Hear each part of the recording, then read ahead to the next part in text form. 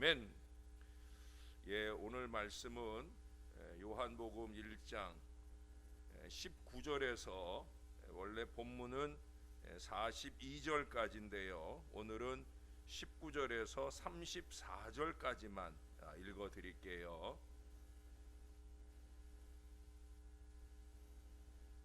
요한이 드러내어 말하고 숨기지 아니하니 드러내어 하는 말이 나는 그리스도가 아니라. 그러면 누구냐? 네가 엘리야냐? 나는 아니라. 네가 그 선지자냐? 아니라. 누구냐? 우리를 보낸 이들에게 대답하게 하라. 너는 네게 대하여 무엇이라 하느냐? 나는 선지자 이사야의 말과 같이 주의 길을 곧게 하라고 광야에서 외치는 자의 소리로라. 그들은 바리새인들이 보낸 자라. 또 물어 이르되 네가 만일 그리스도도 아니요 엘리야도 아니요 그 선지자도 아닐진데 어찌하여 세례를 베푸느냐? 나는 물로 세례를 베풀거니와 너희 가운데 너희가 알지 못하는 한 사람이 섰으니 곧 내 뒤에 오시는 그이라.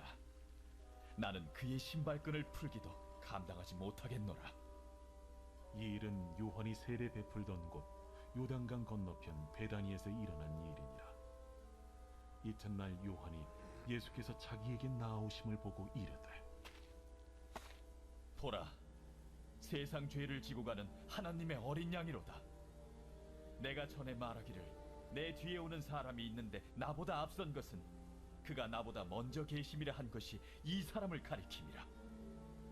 나도 그를 알지 못하였으나 내가 와서 물로 세례를 베푸는 것은 그를 이스라엘에 나타내려 함이라. 내가 보매 성령이 비둘기같이 하늘로부터 내려와서 그의 위에 머물렀더라. 나도 그를 알지 못하였으나 나를 보내어 물로 세례를 베풀라 하신 그이가 나에게 말씀하시되 성령이 내려서 누구 위에든지 머무는 것을 보거든 그가 곧 성령으로 세례를 베푸는 이인 줄 알라 하셨기에 내가 보고 그가 하나님의 아들이심을 증언하였노라. 아멘. 앤드루 머레이는 겸손에 대해서 이렇게 말했습니다. 겸손이란 마음의 고요함이다. 그것은 탐욕이 없는 상태이며 자신에게 일어난 어떤 일에도 놀라지 않는 것이다. 또한 해로운 일에 과민 반응하지 않는 것이며 칭찬을 받거나 멸시를 받아도 동요하지 않는 것이다.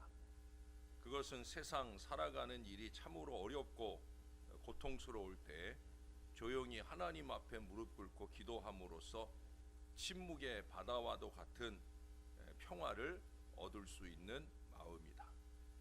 사람이 겸손한 마음을 갖는 것은 은총의 보금자리에 있다는 것이다. 참 겸손이 그리 쉽지 않은 일임을 알게 해주는 말입니다. 또 나 자신이 아직도 겸손과 멀리 있구나라고 자책하게 하기도 하는 그런 글이다라고 생각이 듭니다. 그러나 나 자신을 위해서는 꼭 필요한 일임을 다시 한번 깨닫게 되어집니다. 상황과 환경과 사람이 자꾸 내 마음을 흔드는 일들이 수없이 우리 앞에 있지만 우리는 여전히 하나님 앞에 나의 마음을 낮추는 이 겸손한 훈련들이 늘 이루어져야 될 것입니다. 오늘 본문은 세례 요한이 예수님을 증거하는 장면입니다. 요단강과 광야에서 주로 활동하는 무대로 살았던 이 세례 요한은 사회 정의와 도덕이 재건되어야 된다는 것을 강조한 선구자였어요. 그러나 더 중요한 것은 자기 뒤에 오시는 우리 예수님을 백성들에게 소개하고 그분이라야 인간을 구원할 수 있다 하는 이 사실을 선포했다는 바로 그것입니다. 세례 요한을 한마디로 말한다면 바로 겸손이라고. 저는 이 본문을 보면서 그 겸손이라는 단어가 계속해서 제 가슴을 울려 주었습니다. 그래서 이제 오늘의 말씀을 정리해 보았습니다.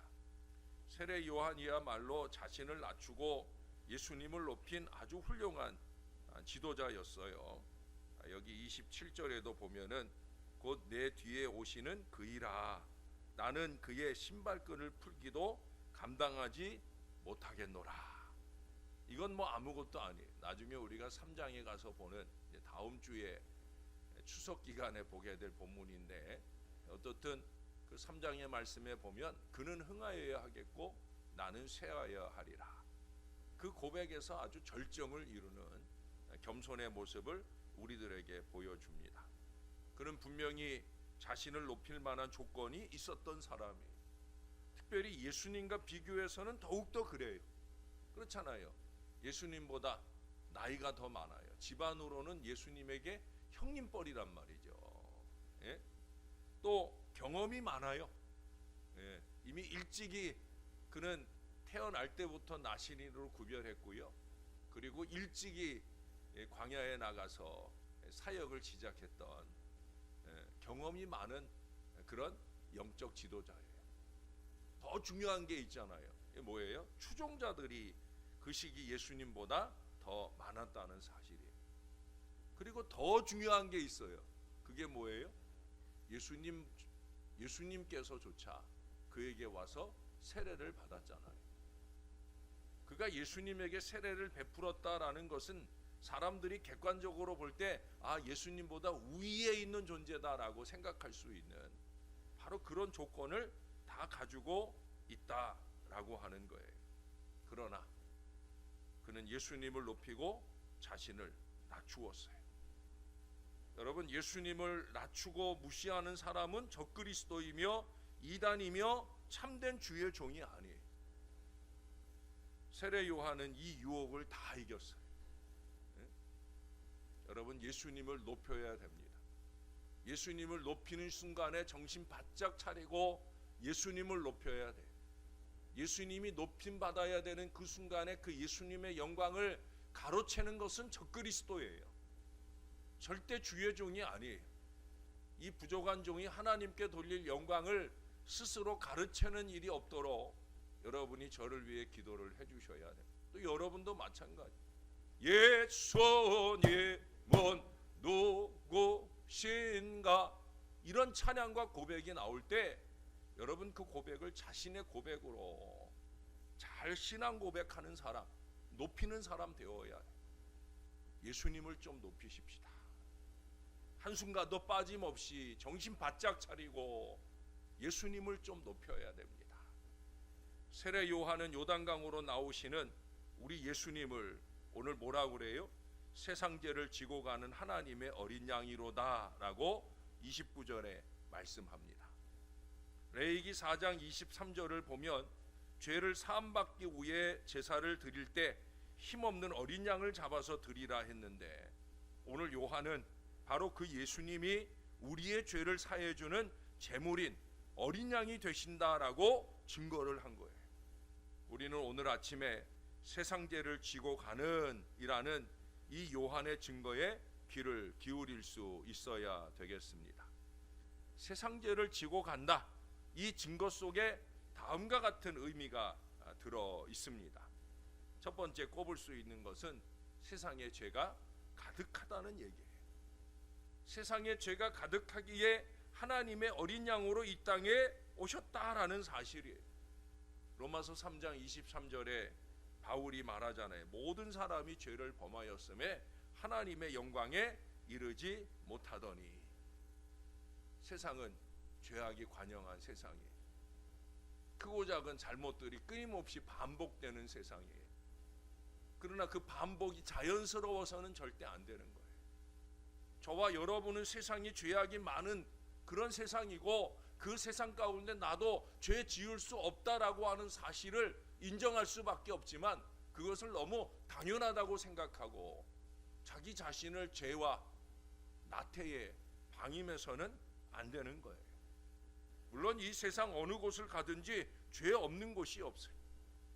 심지어 안타깝게도 이 교회 안에서조차, 심지어 예배할 때조차 우리는 죄악된 모습을 보기도 합니다. 참 안타깝죠. 사람들이 모여 사는 곳에는 죄가 있다는 거예요. 이 세상은 죄가 가득한 곳입니다. 미국의 문화인류학자 룻 베네딕트 부인은 일본인 연구의 권위자입니다. 그녀는 먼저 국화와 검이라고 하는 책에서 일본인만 아니라 동양인의 문화 전체를 수치의 문화라고 표현을 했어요. 그것은 죄의 문화라고 표현된 서구 문화와 대조를 시켰어요. 서구의 문화는 죄의 문화다. 그런데 이 동양인의 문화는 수치의 문화다. 이게 어떤 차이가 있느냐 하는 거예요. 기독교의 영향으로 서구인들은 혼자 골방에 있어도 하나님을 의식하고 자기의 죄를 생각을 해요. 예? 혼자 골방에 있어도 회개의 눈물을 쏟을 수 있는 게 서구 사람이라는 거예요.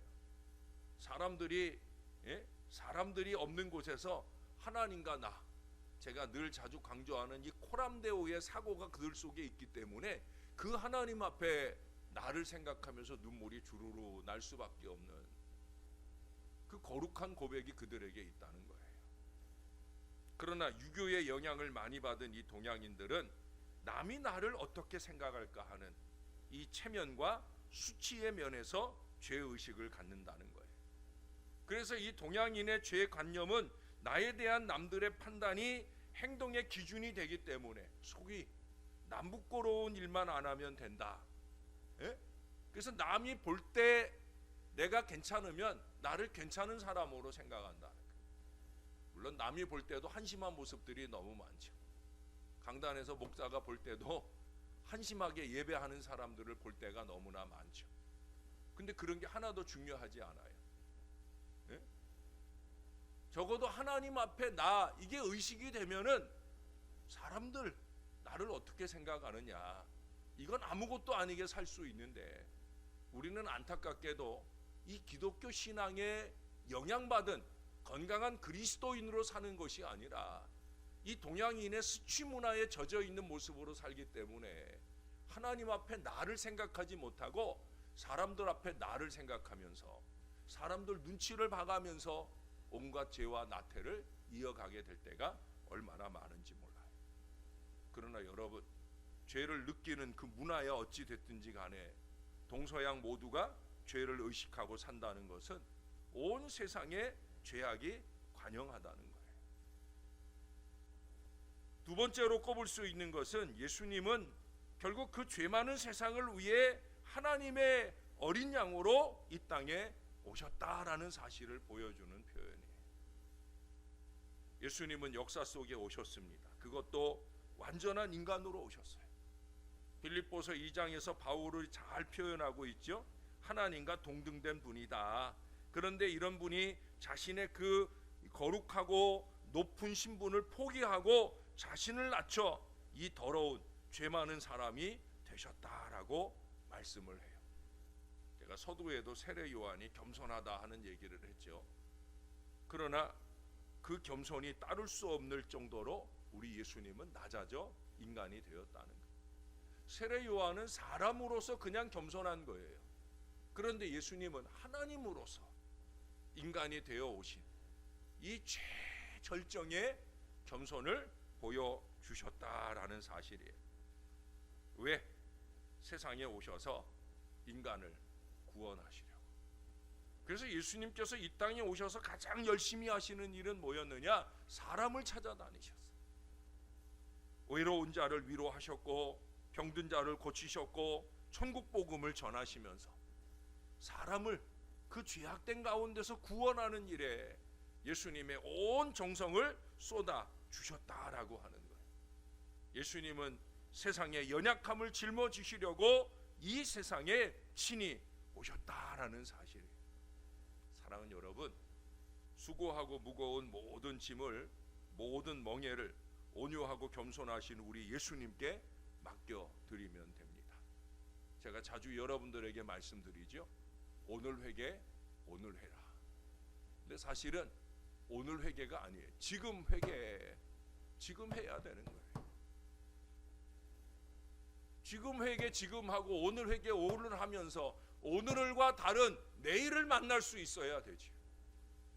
자꾸 오늘과 같은 내일을 반복하는 어리석은 죄악 가운데 살 것이 아니라, 그러면 세상 죄를 지고 가는 이 주님, 이 어린 양 되신 주님을 만나지 못한 인생인 거예요. 오늘과 다른 내일을 살 수 있어야 세상 죄를 지러 오신 예수님을 만난 인생이 되는 것이죠. 저와 여러분이 오늘 부족함, 지금 부족함을 좀 깨닫고 회개하며 이후에는 좀 다르게 주님 보시기에 좋도록 하나님께 영광이 되도록 그렇게 살아내는 저와 여러분들이 될 수 있기를 바랍니다. 그래서 중요한 게 뭐예요? 세 번째 강조하는 바는 예수님은 오늘도 하나님의 어린 양으로 살아 계시다라는 거예요. 2000년 전에 예수님만 세상 죄를 지고 가는 어린 양이 아니라 오늘도 여전히 하나님의 어린 양으로 우리 죄를 짊어지고 계시다는 거예요. 여러분, 그 예수님의 등 위에 십자가 짐을 좀 덜어드릴 마음으로 저와 여러분이 살아야 되지 않겠습니까? 예수님은 역사의 현장과 사건의 현장에 직접 오십니다. 그리고 직접 우리의 문제를 해결해 주십니다. 그 예수님이 오늘 세상의 예수로 나와 우리와 함께 하신다는 사실입니다. 사랑하는 여러분, 마태복음 28장 20절에 보면 거기 마지막에 그러잖아요. 볼지어다 내가 세상 끝날까지 너희와 항상 함께 있으리라 말씀해요. 언제나 저에게 힘이 되는 말씀이에요. 이게 코람데오 하는 이유예요. 여러분, 코람데오를 의식하시라고 그랬잖아요. 예배 드릴 때는 물론이고 우리는 예배 드릴 때조차도 코람데오 하질 못해. 지금 하나님이 예수님이 내 앞에 계셔서 나의 예배를 받고 계신다, 이걸 의식하지를 못해. 근데 어떻게 세상 끝날까지 나와 함께 하시는 주님을 의식하며 매 순간 살겠습니까? 여러분, 임마누엘 하시는 주님이 나의 힘이 되고 내가 기도하는 누군가의 힘이 되기를 원한다고 하면 내가 함께 있다, 이걸 좀 의식하고 살아야 되는 거예요. 내 죄와 내 죽음까지를 온통 짊어지신 우리 예수님이 나의 주님, 우리의 주님이라는 사실이 우리로 하여금 감사하며 살게 하는 거예요. 또한 자신 있게 살게 하는 거예요. 그리고 오늘 본문에서 보는 것처럼 끊임없이 그 예수님을 소개하고 안겨줍니다. 여러분, 세례 요한이 그렇잖아요. 아까도 말씀드린 대로 내 뒤에 오시는 그이라 그러면서 예수님 증거해요. 34절을 보세요. 내가 보고 그가 하나님의 아들이심을 증언하였노라 라고 고백을 합니다. 그래서 우리가 읽지 않은 35절 이하에 보면 거기 요한이 자기 제자 중 두 사람이 함께 섰다가 예수께서 지나 거니심을 보고 말하되 보라 하나님의 어린 양이로다 하니까 그 다음에 뭐라 그래요? 두 제자가 그의 말을 듣고 예수를 따랐다. 할렐루야. 여러분, 보통 사람들 같으면 이거 시기 날 일 아닙니까? 나를 따라던 사람이 지금 예수님 따라가더라는 거예요. 근데 세례 요한은 그걸 행복해해요. 예수님 따라가는 이 증거의 일에 결실을 맺는 것을 행복해합니다. 그 두 사람 중에 한 사람이 누구냐? 바로 안드레라고 소개를 해요. 그래서 40절 이하에 보면은 바로 시몬 베드로에게 안드레가 전도를 하는 얘기가 나와요. 예수님은 끊임없이 증거되고 있어요. 세례 요한을 통해 안드레에게, 안드레를 통해 시몬 베드로에게, 또 그 다음 내일 보게 될 43절 이하에 보면 빌립이 또 나다나엘에게 역시 전도하는 걸 보게 됩니다. 예수님이 그 많은 죄를 짊어주셨다고 믿는 주의 사람들은 이제 주의 겸손과 온유의 멍에를 메고 그 예수님을 소개하고 안겨주는 이 전도의 사명에 최선을 다해야 됩니다. 주님은 오늘도 여전히 세상 죄를 지고 가시는 하나님의 어린 양이기 때문이에요. 여러분, 아까 제가 마태복음 28장 20절 말씀을 드렸죠. 볼지어다 내가 세상 끝날까지 너희와 항상 함께 있으리라. 그 약속 전에 어떤 말씀을 먼저 하셨어요? 그러므로 너희는 가서 모든 민족에게 모든 민족을 제자로 삼고 아버지와 아들과 성령의 이름으로 세례를 주고 내가 너희에게 가르친 모든 것을 가르쳐서 지키게 하라 하는 말씀을 하고 나서 볼지어다라는 그 말씀을 주신 거예요. 다시 말해서 전도와 선교의 사명에 열심 낼 때 그때 내가 너희와 함께 있겠다라는 약속을 주셨다는 사실이에요. 사랑하는 여러분, 잊지 맙시다. 정말 예수님이 나의 죄를 지고 가는 하나님의 어린 양이다 믿고 있다고 하면 우리는 이 예수를 증거하는 일에 결코 소홀히 해서는 안 된다. 또 이 예수를 증거함으로 통해서 많은 사람들이 구원받게 하는 일에 쓰임 받아야 된다는 거예요. 우리가 남을 의식할 때에는 다른 때 아니에요. 그 남에게 예수를 증거할 필요가 있을 때만 남을 의식할 필요가 있는 일이죠. 그 이외에 우리는 모든 예배의 순간이나 삶의 모든 순간에 하나님을 의식하고 그 하나님과 하기오스 거룩한 동행이 이루어지는 하나님의 사람들이 되어야 될 것입니다. 저와 여러분이 오늘 하루도 그 주님과 거룩한 동행으로 잘 살아내시는 주님의 증거자들이 되시기를 우리의 구주 되시는 예수님의 이름으로 간절히 축원합니다. 기도하겠습니다. 좋으신 아버지, 세상 죄를 지고 가시려고 죄 많은 이 세상에 죄 많은 인간의 몸으로 오신 우리 주님 앞에 다시 한번 감사합니다. 내가 죄인입니다. 우리가 죄인입니다. 끊임없이 하나님 보실 때 한심하기 이를 데 없는 어리석음들이, 게으름들이, 나태함들이 우리에게 있습니다. 주님께서 우리에게 맡겨주신 거룩한 사명에 깨어있지 못하고 아버지의 영광을 드러내는 아름다움을 이루어내지 못하고 하기오스의 거룩한 동행은 하지 못하는 채 마카리오이만 추구하는 어리석음을 범할 때가 얼마나 많은지요. 그래도 참 다행스러운 것, 그런 죄 많은 나를 위해, 우리를 위해 주님이 여전히 오늘도 이 땅에 계시다는 사실입니다.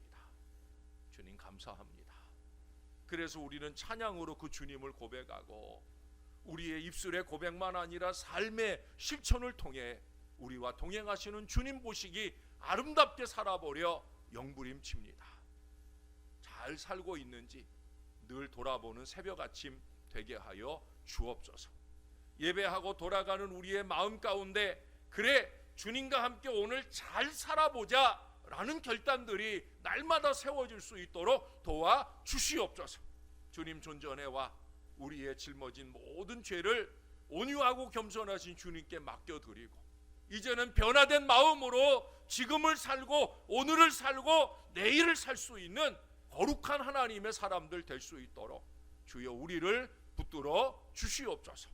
오늘도 임마누엘 우리와 동행하실 주님을 세상 가운데 잘 증거하며 나타내는 하나님의 사람들이 될 수 있도록 그저 입만 살아가지고 사람들의 비웃음이나 사는 어리석은 인생이 아니라 마음과 삶으로 아름답게 주님의 증거자가 되는 저와 이 모든 사람들 될 수 있게 은혜를 더하여 주시옵소서. 주님이 우리와 함께 하시길 소원합니다. 주님만 바라보기를 소원합니다. 주님만 의지하기를 소원합니다. 그래서 주님께 감사합니다. 참 감사합니다. 예수님의 이름으로 기도합니다. 아멘.